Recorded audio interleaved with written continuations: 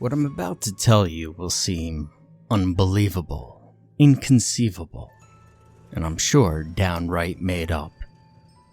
I can't help the way it sounds. I can only tell you what happened, what I remember, and hope that someone finds it within their compassionate soul to believe me. I know that I have to tell someone now because my time is short. I'm no longer a spring chicken, nor a middle-aged woman, let alone the innocent child that I once was. I'm now what people call over the hill, elderly, kaput. At 87 years old, I'm not in denial about my worsening health, loss of memory, or lack of ability to care for myself. I also am no longer in denial about what happened to me when I was just a small girl living in the beautiful forest of upstate New York. If you care to hear the story, please pull up a chair and put on your listening ears. Bring an open mind and an interest in the unexplainable, and I will spin you a tale of small children and pixies. Ah, I see you doubting already. No matter, you're already here, so you might as well hear the tale before calling me crazy. However, you should be forewarned that this is not a cute little tale of children making friends with cute little winged people. This is a dark and frightening tale of abduction and terror, the likes which most people will never experience.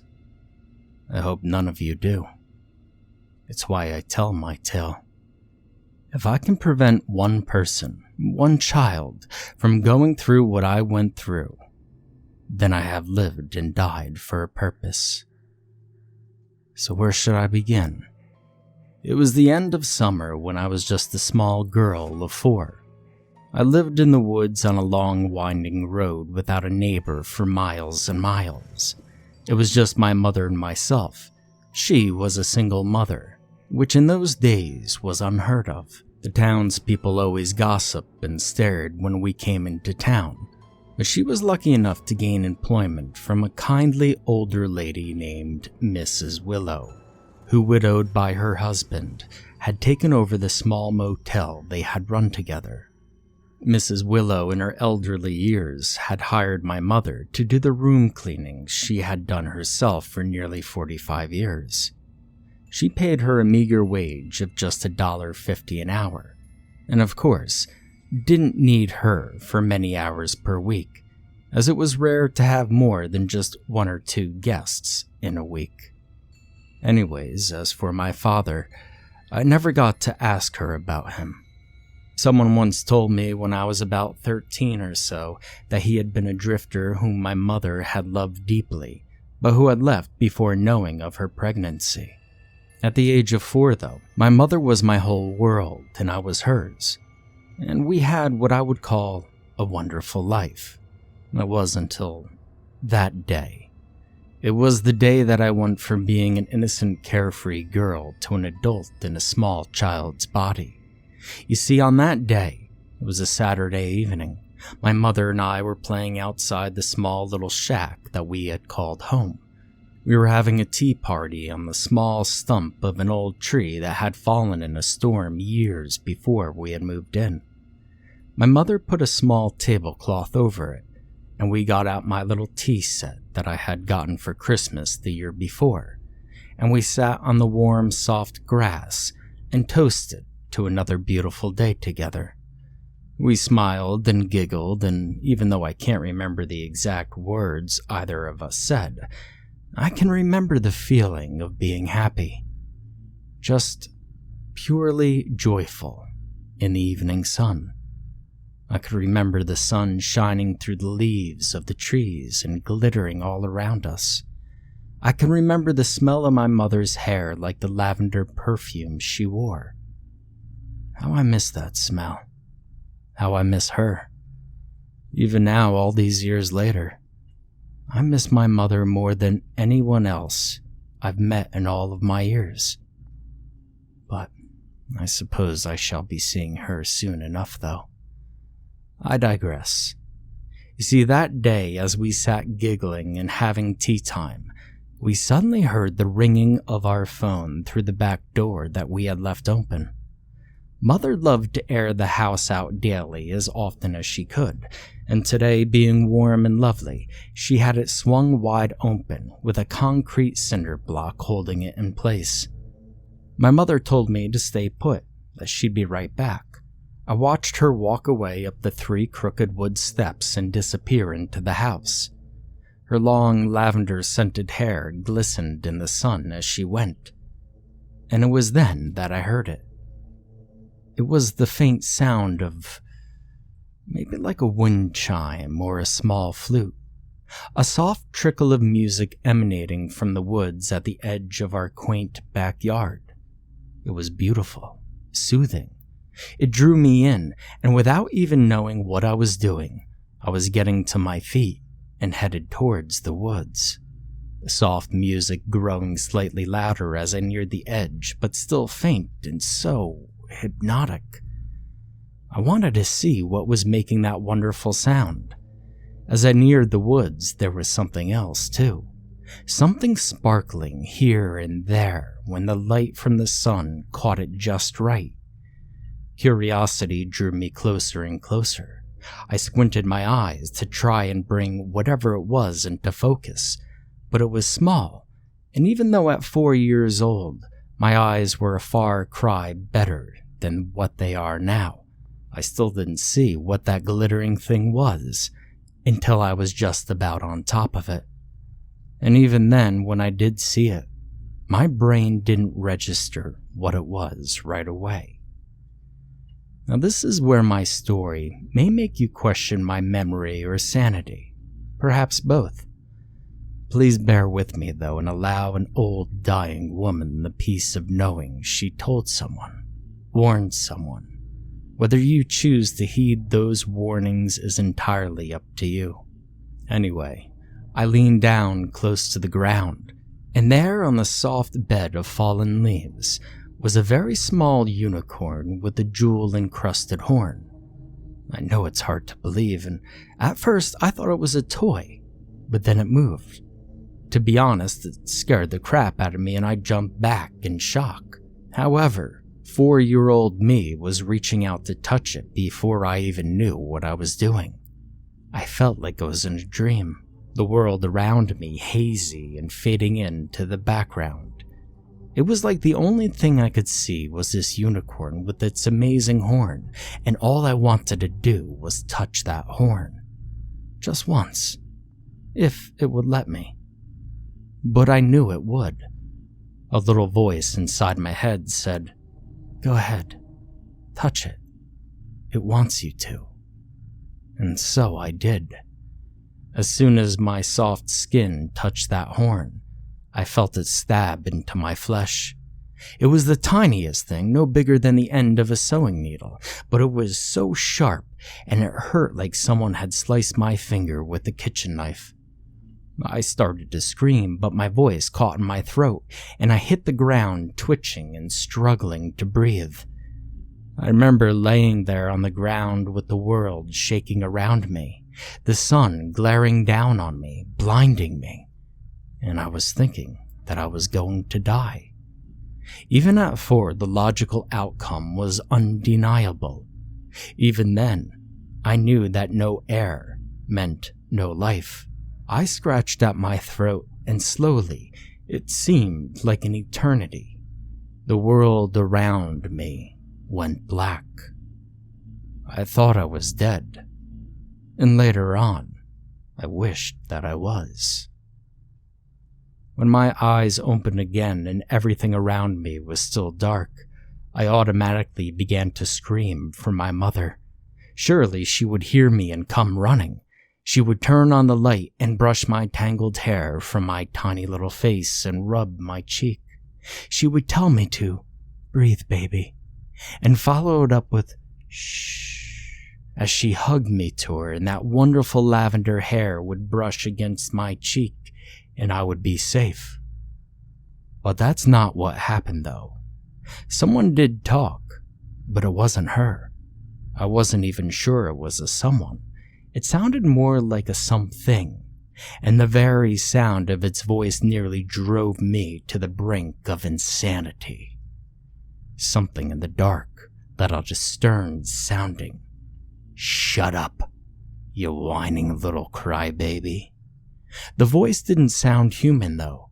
It sounded moist, bubbly, as if there were a liquid in the throat of the creature who had said it. It was, for a lack of a better word, an evil-sounding voice. I was silent, but tears rolled down my little round cheeks, and I struggled to see into the darkness. I reached out with my small hands into the dark. I reached out cautiously, but I did reach out. I seemed to be on a bed of leaves and twigs. The leaves were wet and the twigs were hard. Some of them were poking into my bare little legs that stuck out from underneath my pretty yellow sundress Mother had made me. It hurt, but I was too scared to think about it, or even notice. Even as I felt blood trickle down my right leg from where one of them had punctured the skin, I didn't notice. As I leaned a little further into the darkness, I touched something. It was all around me, but my hand could slip past it in parts. And suddenly, I knew what it was. It was a cage. I was in a cage, but why was I in a cage? I didn't understand. Cages were for birds or other animals, not little kids. I crawled to the edge and stuck my face up to the bars and realized that there was light coming from below me. I struggled to see what it was, and then fear swept over me. Not only was I in a cage, I was in a cage about 15 feet from the ground, just dangling up there in the dark. I peered down into the faint light below me, and that's when I saw it. My fear turned into pure terror, and I was sure something snapped in my brain. I once again began to scream. This time, its return screams of "shut up" didn't silence me. My screams were not a choice. They weren't an option or voluntary in any way. It was like something was pulling them out of my stomach by way of my mouth. And that thing. God, that thing that was down there. It still rocks me to my core to even think about it, and I'd rather not. But I can't tell you my story without you understanding, though. Fully understanding what I saw. What had me in that cage precariously perched high above the ground. What I saw below me can best be described as petrified wood that has started to rot and grow moss and mold. Rotted, mossy, moldy wood that had come to life in a vague shape of something that resembled a human form. The dimensions were all wrong, though. The arms and legs too long, too thin. The back curved, much like my own back does now. And even in the darkness, I could see things slithering around its body. Living things. And I wasn't sure if they were feeding off of the things growing on this creature, or putting it there. Maybe both. When I moved, it made sounds that were both dry and cracking, yet wet and mushy. Its back was to me, and it looked as though it were preparing something. A meal, maybe. The light was coming from under a very large pot with liquid in it. I suddenly became aware of the smell coming from that liquid, and it turned my stomach. At the time, I didn't know what that smell was. No 4-year-old would, or should. No 4-year-old should ever know what human meat cooking should smell like. That creature heard me scurrying around in my cage and turned to look up, but I wished it hadn't. The sight of its grotesque body and the sound of its hideous moist voice were enough for me. But it turned, nonetheless. It turned and I saw the face of evil. The face of evil knew I saw it, and sneered, showing its pointy, uneven teeth and a mouth that was much too large. My God, that thing had teeth that looked like the rear end of a porcupine. They were long, skinny, and pointy. I knew right away, if this thing bit me, those teeth would go all the way through my arm like a sharp knife slicing some butter that's been left out in the sun all afternoon at the family picnic. Its eyes were nothing more than little slits with glowing yellow coming from the centers. I didn't see a nose, but its ears were tall and ended in a point that leaned back away from the face. It also appeared to have something growing out of its back. If I were older, it may have taken me a little longer to figure it out. But being just a little girl who often fantasized about fairy tale creatures, I knew almost instantly what they were. I mean, they weren't like any I'd ever imagined, but they were wings nonetheless. It looked like more of that dry wood jutting out from the back in multiple branches. The branches were strung together with something that looked like skin. It was stretched and thin with holes in it here and there, as if it had been torn by something, and the light shone through them, illuminating them in a way that made me quiver.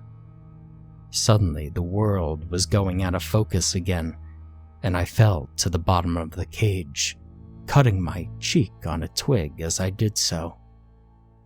I'm not sure how long I was passed out for either time, but I do know that some time did pass, and when I awoke, I was being lowered downward, my cage kind of bouncing and swinging as I got lower and lower.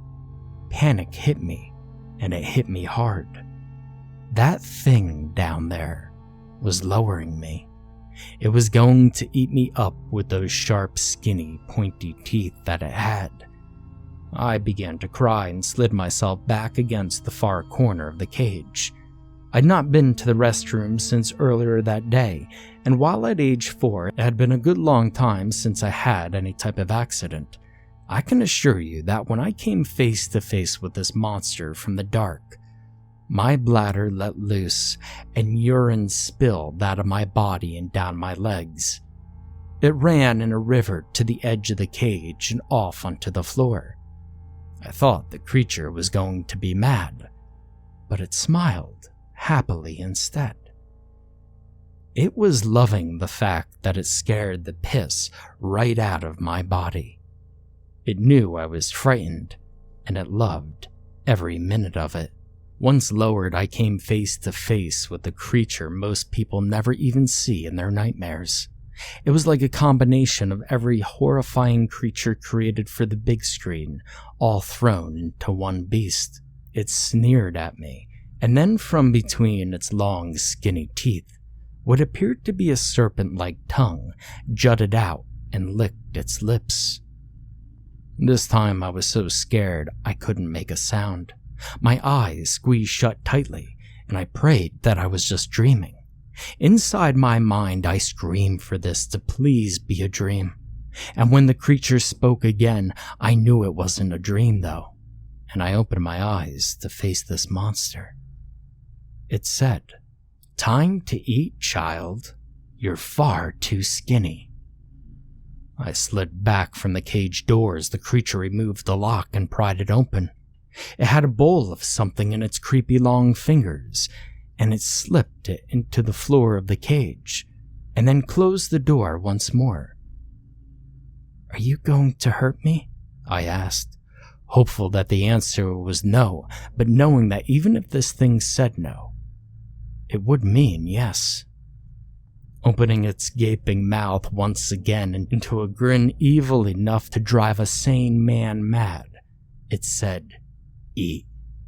And then I was being raised back into the ceiling of this dark hole where the creature resided. Whatever was in that bowl smelled horrid, and as hungry as I wasn't going to touch it.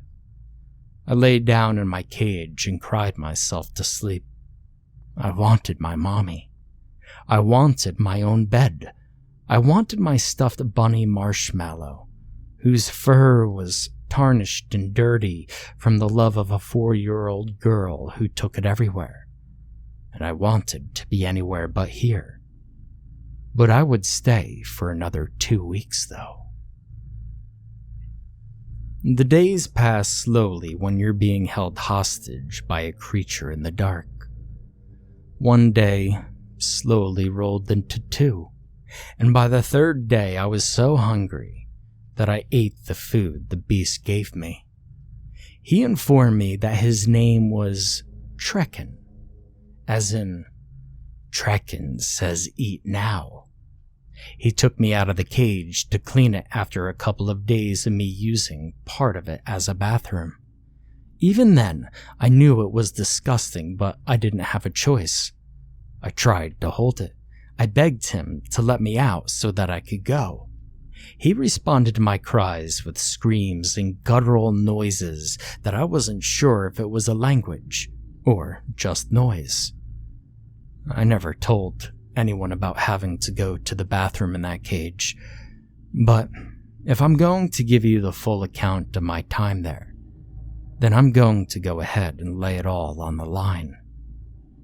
The 3rd day was also the day that Daisy showed up. I really liked her. I saw Trekken carry her in slumped over his shoulder, and imagined I must have looked much the same when he brought me in. He popped her into a cage and raised it up near mine. She lay sleeping for what seemed like hours, and then slowly began to stir.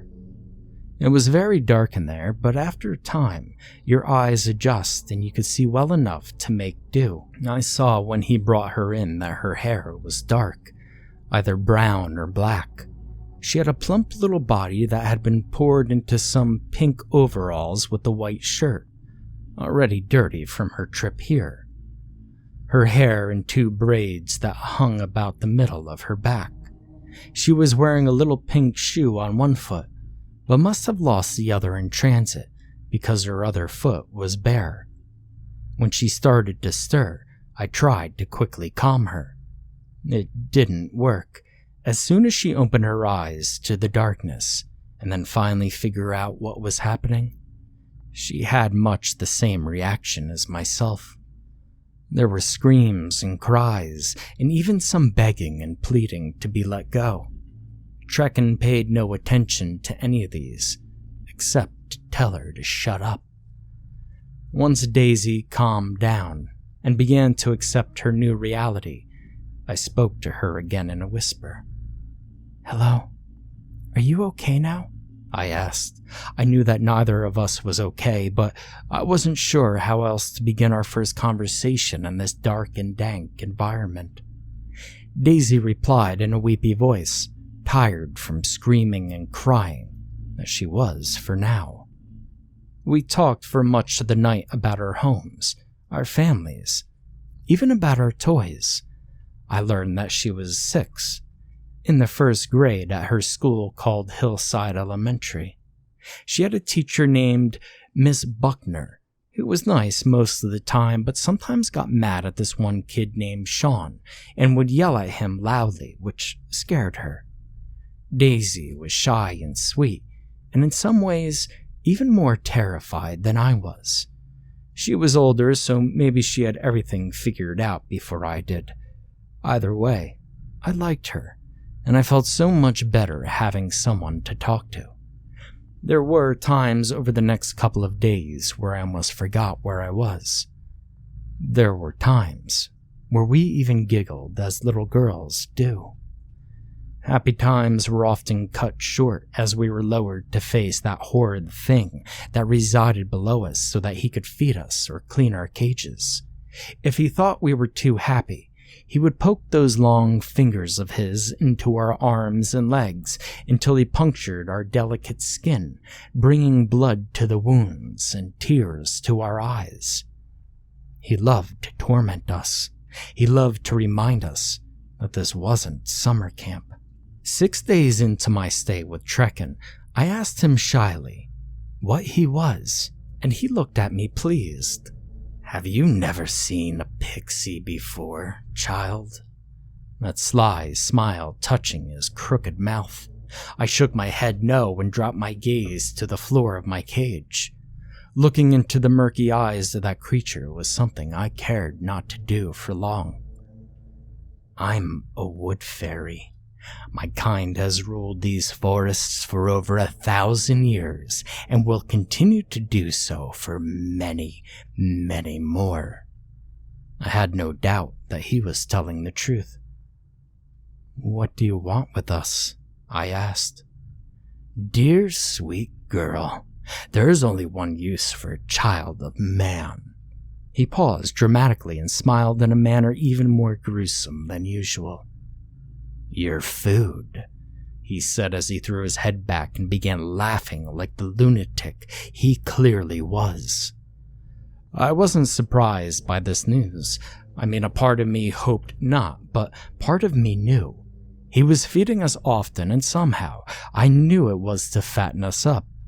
Somehow I knew that this creature had one plan all along, and I knew that his plan never involved us going home again.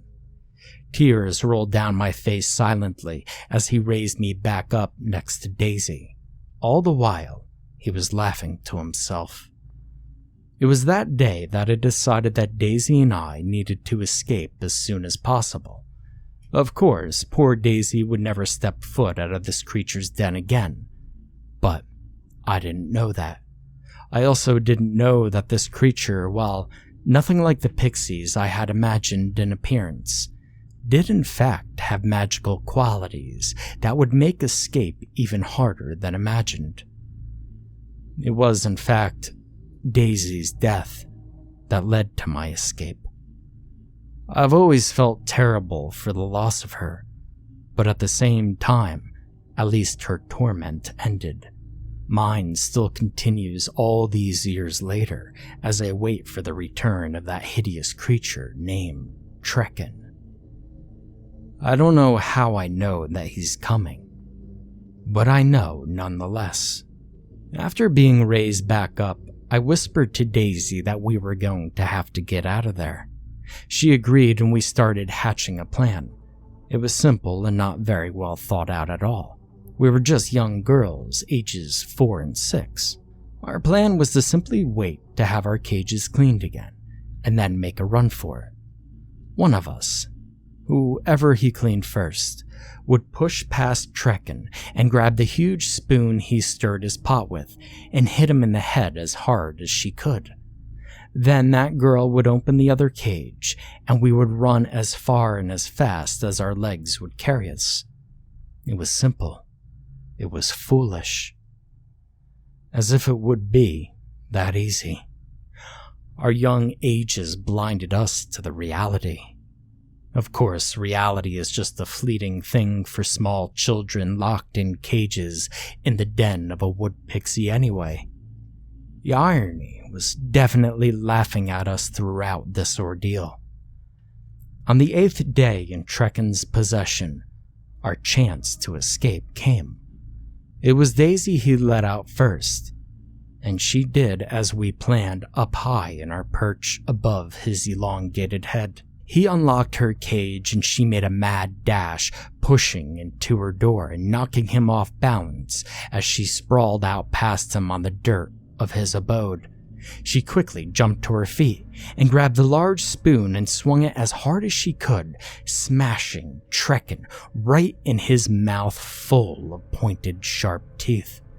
I saw him grimace in pain, and part of me relished it, even in that small moment of time, which was most likely no more than a microsecond.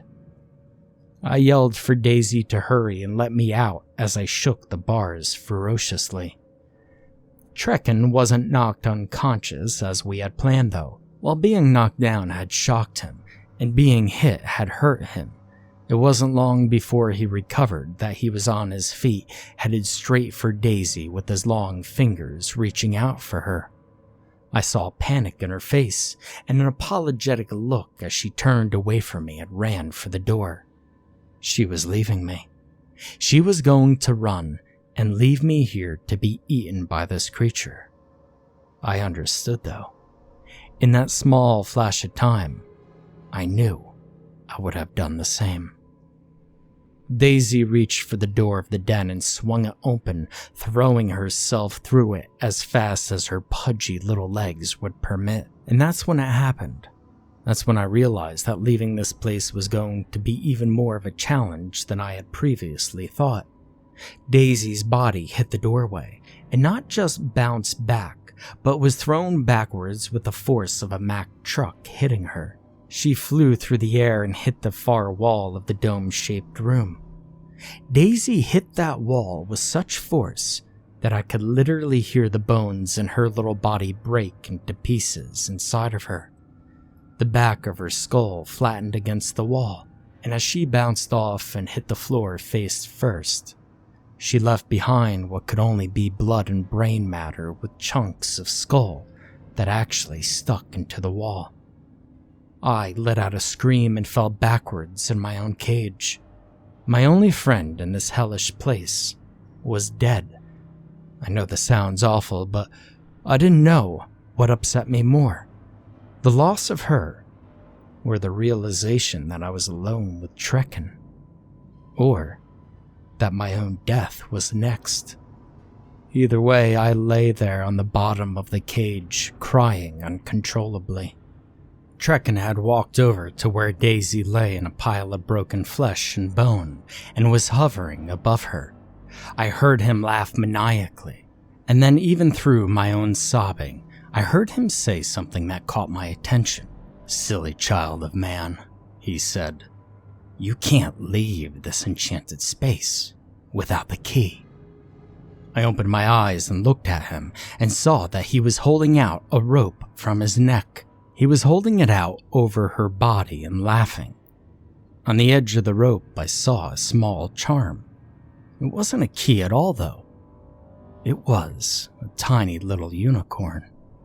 I had seen that tiny creature before, and that last time was the day I was brought here and it was alive. This time it was more like a little glass figurine, but it was the same creature, I was sure of it.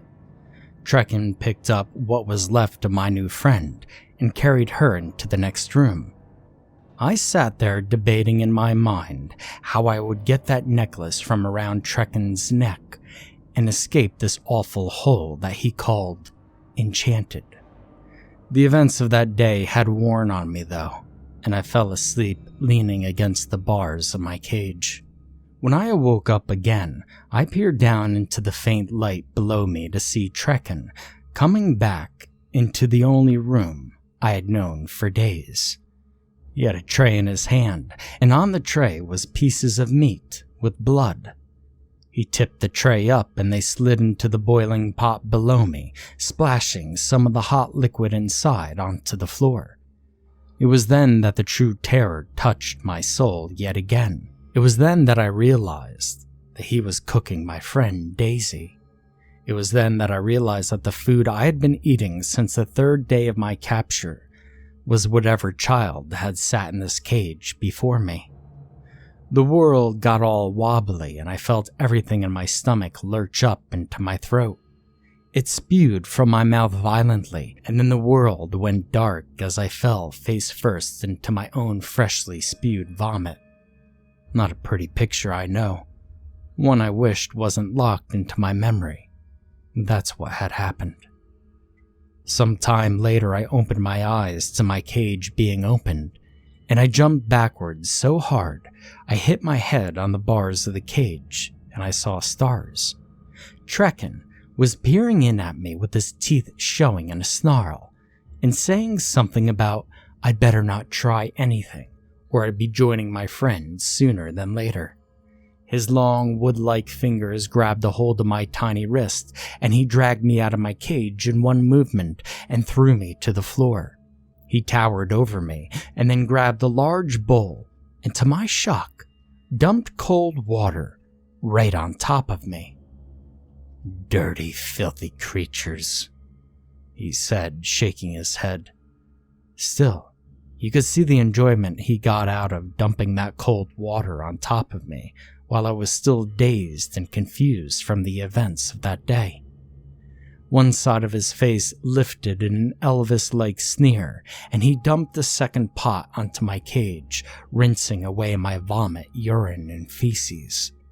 He grabbed another pot and dumped in some new leaves and twigs, and then grabbed my drenched body and lifted it back into the cage.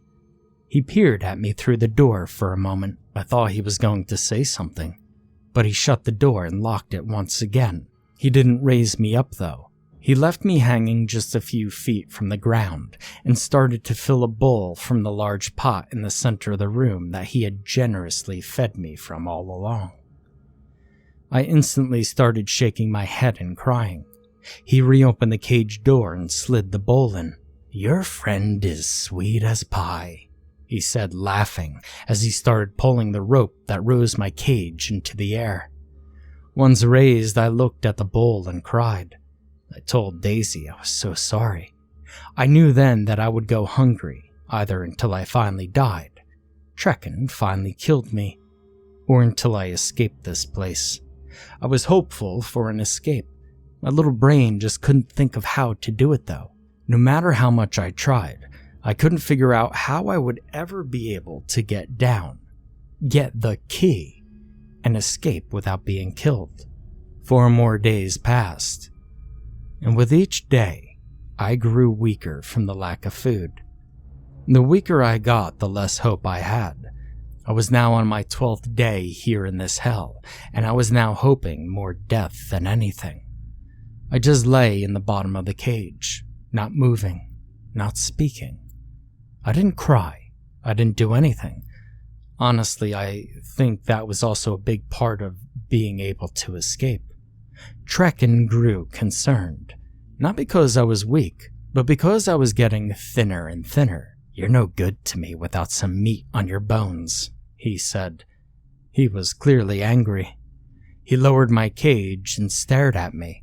He must have been thinking of ways to get me to eat, or deciding if he should just kill me now, before I could lose more weight. But he said nothing, just stared. He stared for what seemed an eternity, but I was lost to my own little world, slowly dying as I lay there in the bottom of my cage. Trekken didn't bother to lift me back up. When he went to the other room for the night, he left me down low. I'm not sure if he didn't feel I was strong enough to be a problem, or if he just plain forgot. As I entered onto day 13, I sat up slowly and looked around the room I was in. Escape hadn't crossed my mind just yet. At first, I was merely looking to see if there was any food near enough to reach me and eat it. Across the room on a small table, I saw something that looked like bread. My stomach growled and I touched the lock on my cage door as if it would just pop open because I wanted it to. But it didn't. I reached my arm through the cage and tried to grab the edge of the pot in the center of the room. My fingertips were about 2 inches shy of reaching it, and so I stretched and leaned. It was then that I realized that my entire arm was now out of the cage, and half my head. I realized that if it might be possible to slip my entire head out of the bars of the cage. I pushed and pain hit me instantly as my ears bent up tight against my head, and one of them scraped against the rough metal of the bar and ripped it open. Blood came pouring down my neck and onto my shoulder. It wasn't enough to stop me from pushing, though. The pain in my ear was nothing compared to the pain in my stomach, and I pushed with barely a sound as my head popped out of the bars of the cage. Of course, now here I was with my head and arm hanging out of my cage about 3 feet from the ground, and not sure what to do next. I was sure the rest of my withered body would slide through as well, but what if Trekken caught me? Fear made my heart pound against my tiny ribcage almost hard enough to physically see it. I decided I'd rather die fighting than laying in that cage. I don't know why I decided it. I don't know where that strength was for the days before this moment, but I was suddenly filled with the desire to live. Pushing through the bars was easier than I imagined it would be. After 4 days of not eating, My tiny body was little more than skin and bones. Had I been in the air, this would have been pointless, but this close to the ground, it was an easy task. Of course, going head first was difficult, as I had to lean downward and fall to the ground head first as well. As I left the cage, it swung back away from me, ever so slightly, and when it swung back, it hit me right in the side of my head, just as I was setting myself upright. The metal created a gash that instantly began to bleed, about an inch long, and I grabbed my head and cried out before I could stop myself. I stood there like a deer in the headlights, quite sure that Trekken was going to come running and destroy me with one hit with those pointy claws of his. And everything remained quiet, and nothing stirred though. I walked over and grabbed the bread-like stuff from the little table and began shoving it into my mouth. It was the most delicious thing I had ever eaten in my life. It wasn't bread. It was better than bread. It was moist and sweet, and after just a few bites, I was already feeling full. I kept eating, though, until my little belly protruded. When I was done, I looked around the room once again. Something in my brain said I should climb back into that cage and live to fight another day. Something else in me was screaming, though. It was screaming to me to find a weapon, to look for Trekken, to take that necklace, to finally escape this place. I listened to the second voice. After all, that one was much louder. I slowly and quietly crept into the next room. Trekken was not there. It was a small room with tables and cabinets on one side. This was the room where he prepared the meat for his stews. There was also a hole in the floor to one side of the table. I peered in, and the smell came up and hit me in the face like a baseball being pitched by a professional pitcher. I knew right away that this hole was where he threw the parts he couldn't use. I almost lost the new food I had in my belly, but managed to keep it down. I rose from my knees and started to quietly open drawers, looking for a weapon of sorts. On the third drawer, I found a knife. It wasn't very large, but it was sharp, and it fit in my tiny hand nicely. I grabbed it and walked very slowly, one step at a time, into the next room. Although it wasn't a room, it was a hallway. I was so glad the floors were made of dirt. No squeaky wood boards like my house. Down the hallway there were two doors, both closed. It was clear that Trekken was behind one of them. I was terrified that he was just standing there in the darkness of one of the rooms, waiting to pounce. And suddenly, I was sure he left me down on purpose. I was sure this was all part of his game. He knew I couldn't escape the house, so he was playing with me before killing me. Maybe fear makes little girls taste better. I almost turned around and ran for the cage after those thoughts, but I didn't though. I continued down the hall and turned the first knob slowly. The room behind the first door was dark and smelled of mold and mildew. I knew immediately it was some sort of bathroom. I could hear drips of water coming from some source within the room. Most likely some sort of sink or shower. And I suddenly wondered if Trekken really showered, and also if he had pooped. Silly thought, I know. I even giggled a bit when I thought of him sitting on a toilet in that dank-smelling room. I clasped my own mouth so I wouldn't laugh out loud and continued on to the next door. I stood outside of it contemplating what I was going to do when I opened it. I couldn't for the life of me even think ahead of my own actions. And finally, I just reached out and I touched the knob. It was made of metal like my cage, but smooth. My hand almost slipped off of it, but finally caught a hold and turned it slowly, and I pushed. The door seemed heavier than the last one, and as I pushed it open, a faint light hit me. Trekken, it seemed, slept with the lights on. Another thought that almost brought a laughing fit to my lips. I scolded myself inside my own head.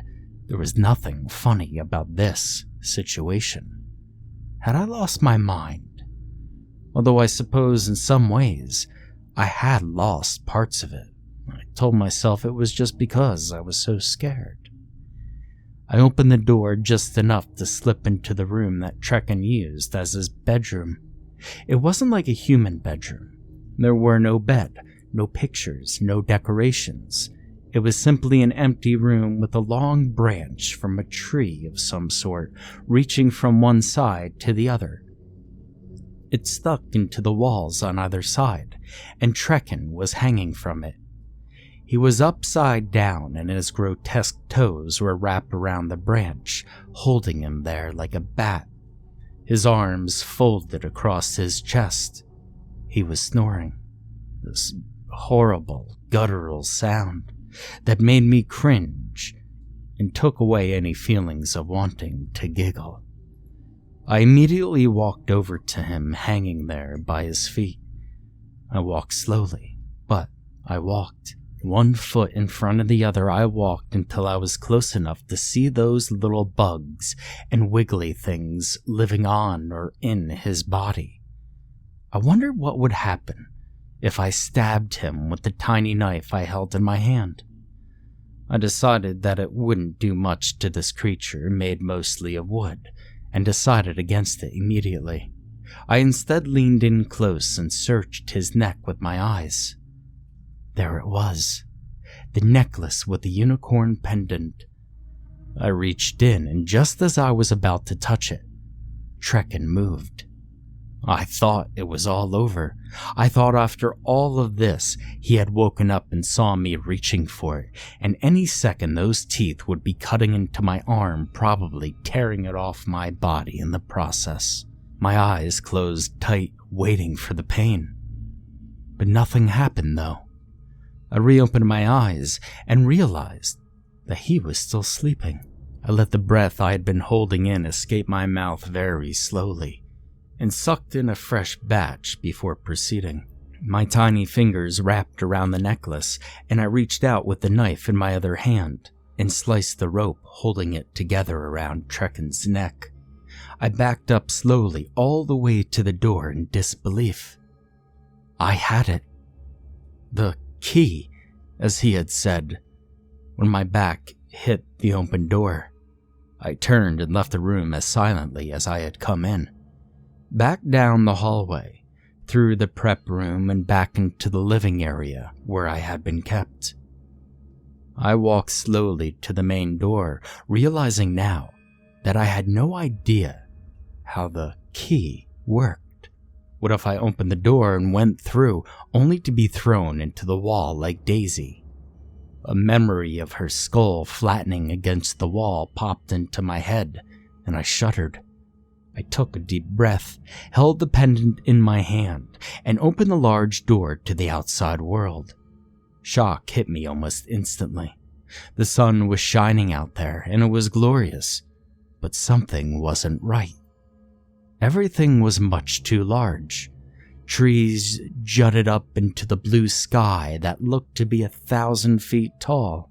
The leaves that had blown up next to the door of my captor's residence were taller than me. A bird flew by overhead, just a simple blue jay, but it was the size of a minivan at least. I gasped. Then I heard something behind me. Trekken was awake and coming down the hall. No time to wait. I reached out and stuck my hand holding the pendant out of the doorway.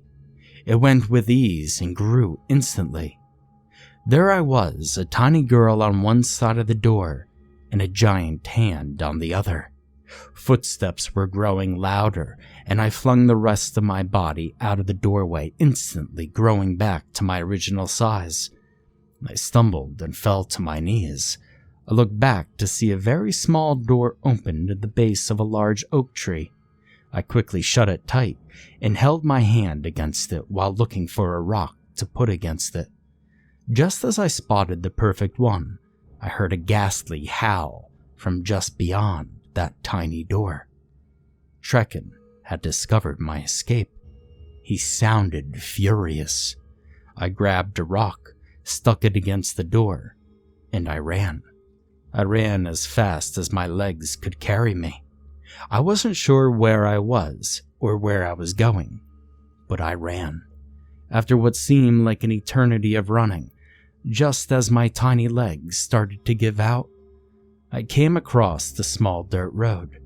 I fell to the ground as I got to it and just laid there sprawled out and gasping. I heard something coming closer, and I knew in my heart that it was Trekken.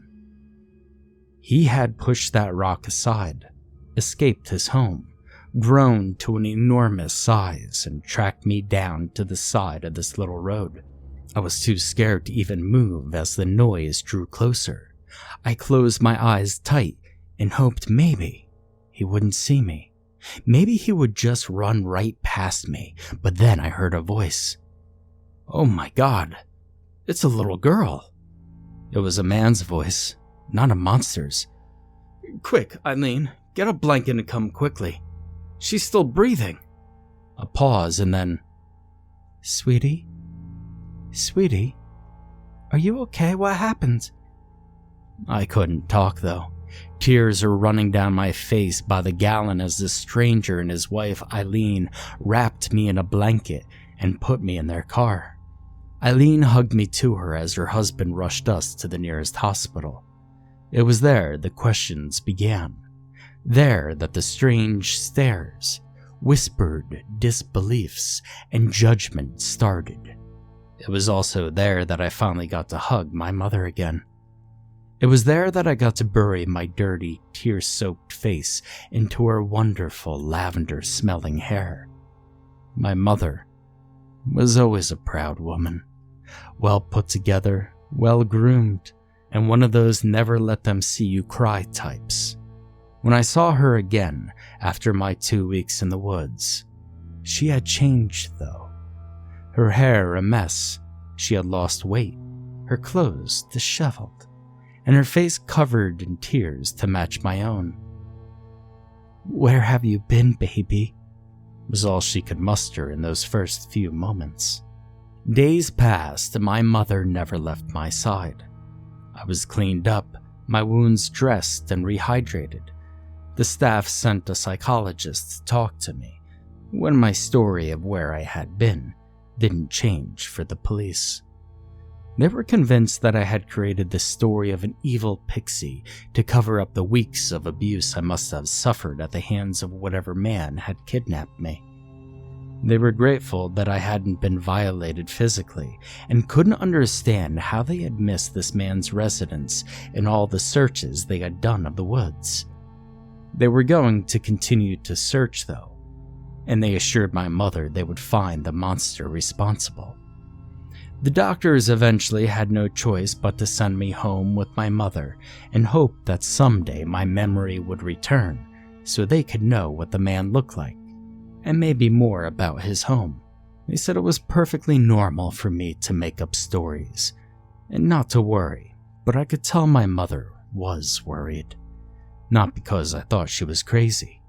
She was worried because she knew me, and she was worried that I was telling the truth. About a week after I had returned home, a police officer named Dan Peters stopped by our little home in the woods. He had asked my mother if he could speak to her in private.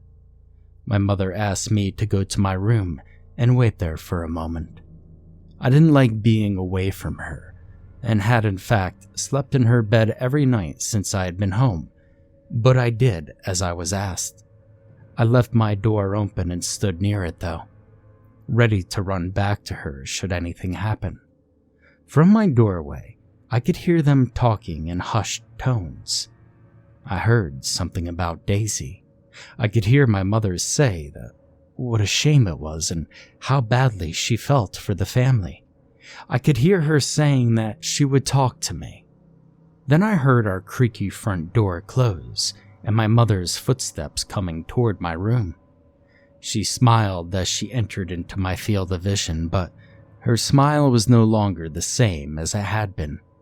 My absence had not only changed me, it had changed her. "I need to ask you something," an undertone of seriousness, maybe sadness. "The little girl Daisy you said while you were away, you said she was killed, right?" I could tell this topic wasn't something she wanted to discuss, but the officer had asked her to question me, and she had little choice because she wanted to find this man who had stolen her daughter from her. I nodded. She asked me if I could describe her. Of course I could. Daisy had been my best friend, my only friend in that disgusting little hole, and I remembered her vividly. The doctors and police had thought I had made her up too, like a sort of imaginary friend, as it were. It wasn't until weeks later that they realized a little girl named Daisy had been reported missing in the next town over, and then they put two and two together.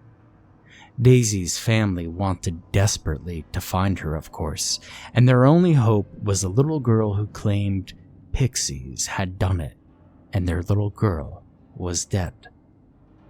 My mother questioned me on and off for days.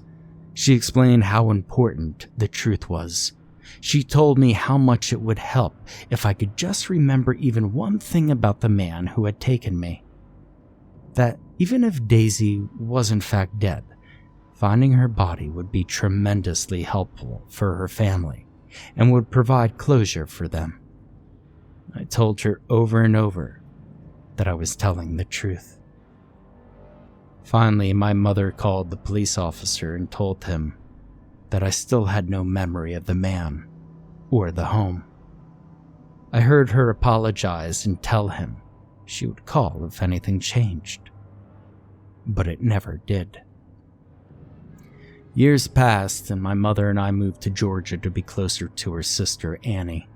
She said that she could use my mother's help with her 4 children, but I knew it was more like my mother could use her help. Our bills were behind, and since Mrs. Willow had passed work for my mother, we were still the talk of the town, and I was always known as the strange little girl who had lost touch with reality. I was teased on by children and pitied by adults. A change was just what we needed according to my mother, and so we moved. We decided that there would be no talk of the past. Everything was fresh and new from that moment on. I had agreed and never spoke another word to her about my time with Trekken. He was never far from my thoughts, though. Even though I was now 9 years old, I still feared that creature coming for me. I stayed close to people, and even after the move, slept in the same room as my mother until I was nearly 13 years old. I was terrified to be alone, and I was right to be. At age 13, I saw Trekken again, and I saw him briefly, but I did in fact see him. I was outside in the yard with my little cousin Abby. She was running through the sprinkler and squealing with joy. Every time the cold water touched her, it bounced off of her and the sun hit it, making it glitter like silver. Back and forth she went, and I sat underneath the tree nearby and watched, giggling. I envied her youth, her innocence. It was something I had lost at age 4. And though I was just still a girl of 13, my eyes told a different story. My eyes were those of an old lady who had seen much and lived long. And then, something else caught my eye. There was something by the tree, off to the side of the property. At first, I thought it was just a tree, but then it moved. My heart skipped a beat and my breath caught in my throat. The smile left my face along with all the color. The thing next to the tree sneered, and I saw an enlarged mouth filled with long, sharp, pointy teeth and yellow eyes glowing through the small slits in the wooden fence. It was him. I screamed and I passed out. I could hear someone calling my name, and I was sure it was Trekken. I started punching, hitting, thrashing about before I even opened my eyes, and I heard, "Ow! She hit me!" I stopped and looked around to see my aunt standing there holding her bloody lip and the rest of the family staring at me like I was a madwoman. I started to apologize immediately, but then fear caught me again and I pushed everyone out of my field of vision. I looked at the tree across the yard, but Trekken was gone. When everyone asked me what was wrong, I apologized again and said it must have been the heat was just too much for me. My mother helped me into the house and got me some ice water, asking if I needed a doctor. I told her no, that I'd be fine, but I'll tell you, I was shaken to my core. Trekken had escaped. Not only that, but he had found me. I saw him again a week later and a month after that. He never came close, but he always popped up when I least expected it and sneered at me in that sly little smile that said I would pay for escaping. I started to research Pixies. Turns out there were others who had been abducted and escaped their grasp as well. Not many. None currently living. There were a few accounts of their stories in books though, most of them all pretty similar to mine. One little boy named Jonathan had escaped, and then, much like myself, began seeing his captor later on down the line when he was older. He said for years, she, yes, a girl pixie, although similar in appearance to Trekken, had just popped in almost as if to say, hello. He said he had finally come to the conclusion that she would not capture him again. Something about the magic only worked on the mind of children who believed in magic. Once you had matured or lost your innocence, the hypnotic music could no longer be heard by your ears, and whatever pendant they had used as their key no longer came to life to lure you in. I had brought Trekken's key with me when I escaped, but the police had put it into evidence. Weeks later, it had disappeared and was never seen again. And I knew he had retrieved it. As I've gotten older, though, my mind has grown dimmer, more like that of a child at times. I have sworn I could hear a faint music in the distance. And during these episodes, I've been told I just get up and head off towards the woods as if in a daze. I often wake up to one of the nurses here at Wildwood Nursing and Rehabilitation Center, shaking me gently and calling my name. But it terrifies me, because I know that even though Trekken could not get revenge on me all these years ago, I've now come full circle, back to the innocent mind of a child at times, and I know he is just biding his time and waiting for me. I've tried to tell the nurses to please watch me closely, to please not let me go into those woods. I begged them to please keep me safe from the Pixies. And they always smile at me, tell me to calm down and not to worry. But I worry though. I worry every moment that my thoughts are lucid. I look over to the woods and I see Trekken sometimes, standing there by the trees and smirking. He hasn't changed a bit, even though I have aged decade after decade. But I fear I should be gone soon, and I wanted someone to know my story. I wanted someone to know that I did not wander off and disappear into the woods.